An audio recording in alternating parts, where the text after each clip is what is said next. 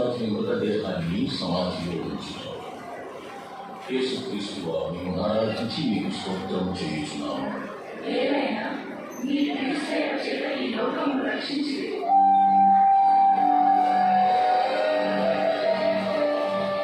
పిలాతుని అనుమతి మేరకు అరిమతయి నివాసి యోసేపు యేసు ప్రభు దేహాన్ని దించాడు.